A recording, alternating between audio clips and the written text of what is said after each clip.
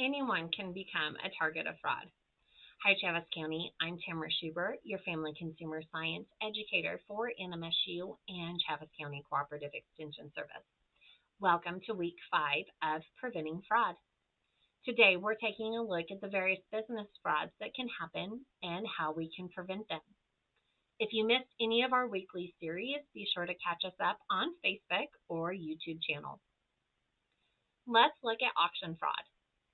Online auction sites have become a very popular way to link sellers with buyers. But auction fraud has become one of the most common internet-related schemes. Most of the 1 million plus transactions that take place on these websites every day are truly legit. There's only a fraction that results in some type of fraud. But even at that, the fraction adds up. According to the latest reports of the Internet Crime Complaint Center, more than 70,000 complaints made last year, that's 1 in every 4, involved some kind of online auction scam.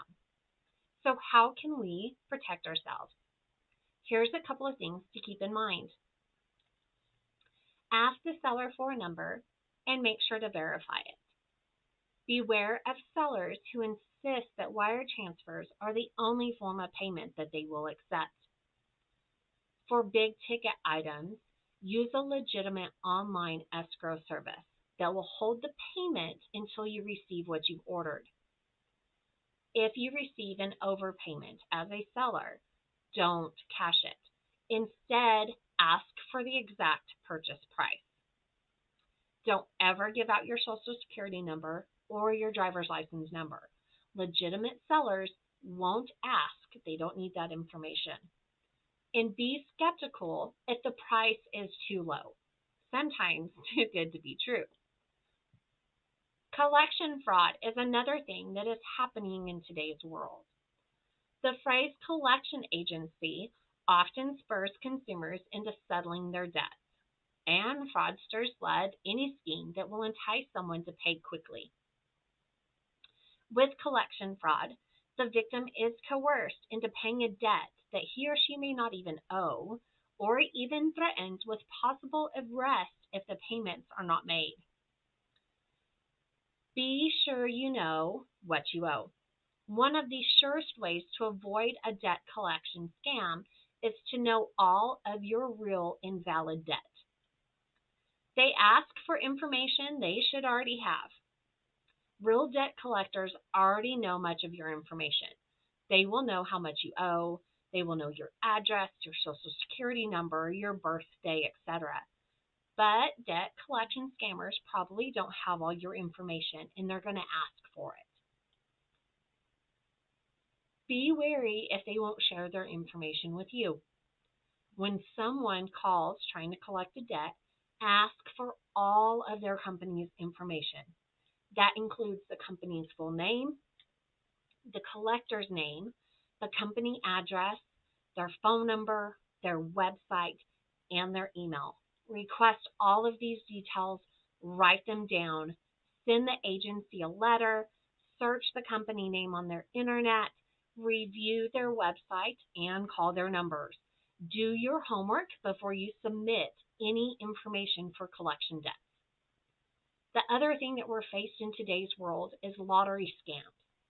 The idea of winning millions without having to work for it can be exciting, but if it sounds too good to be true, then it really probably is. Legitimate lotteries will never ask for money in exchange for a prize. Most lottery scams, you're asked to pay a tax, a bank fee, or even shipping or storage charges. Many lucky winners have ended up losing thousands of dollars this way. So keep in mind that no real lottery tells winners to put up their own money in order to collect a prize they already won. If you're asked to pay any kind of a fee to collect your winnings, then you really haven't won.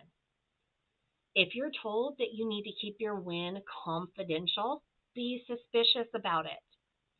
If you think someone on the phone is trying to scam you, hang up immediately. If you engage them in conversation, your name and contact information can end up in a list that's shared with many more scammers, and we all dislike those spam calls. Never give out personal information or send money unless you can verify the company or the solicitor's legitimacy. Overpayment is another fraud issue that pops up. A scammer may send a counterfeit check and instruct the recipient to keep a portion of the amount but wire back the remainder. The victim ends up losing the wired amount and paying the bank's insufficient fund fee after that check bounces. If you receive any unsolicited checks or money orders, be suspicious and double check where they're coming from. Companies and individuals don't send out money without a reason. Always know who you're dealing with. In any transaction, independently confirm the buyer's name, their street address, and their telephone number. Don't accept checks for more than the selling price. No matter how tempting it is, ask the buyer to write a new check for the correct amount.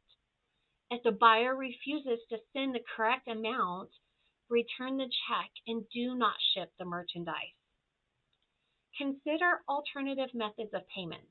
In the world today, there are many of them. As a seller, you can suggest an escrow service or an online payment service. There may be a small charge, but it's still safer than losing everything. If the buyer insists on using a particular escrow or online payment service you've never heard of, be sure to check it out before you agree. If you accept a payment by check, ask for a check drawn on a local bank or a bank local branch. That way you can visit and be sure that the check is valid before you release merchandise. Those work-at-home jobs seem really tempting, and these jobs can promise income of hundreds or even thousands of dollars a week for performing menial tasks from the very comfort of our own home. They can sound too good to be true, and oftentimes they usually are. Most work-at-home jobs make money only for those that promote it.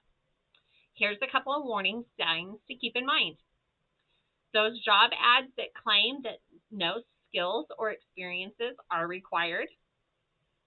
Signs that offer high pay for little or no work. Ads where the company promises that a business opportunity is surefire and will pay off quickly and easily. And watch when you're required to pay upfront for training, certifications, directories, or materials. Some of the things that you can do, though, is to check the company offering the job with your state consumer protection agency or with a Better Business Bureau. Learn about the FTC's Business Opportunity Rule. This requires companies to disclose key information about business opportunities. It provides references and backup claims with how much you can earn. Ask detailed questions like, how will I be paid? Is it by salary? Is it by commission? Who's going to pay me? And when will they start? What's the total cost of the program? And what do I get for my money? Be sure to check job sites specializing in remote work because they will screen openings in companies listed there. Here's a couple of things that you don't want to do. Don't assume a work-at-home offer is on the level because you saw it in a trusted newspaper or on a legitimate job website. It can still be a scam. Don't believe website testimonials. Fake work-at-home sites are full of personal stories of people, often struggling single moms, making thousands of dollars a month because they took advantage of this amazing opportunity. Don't sign a contract or make payment without doing your homework about the company making the offer.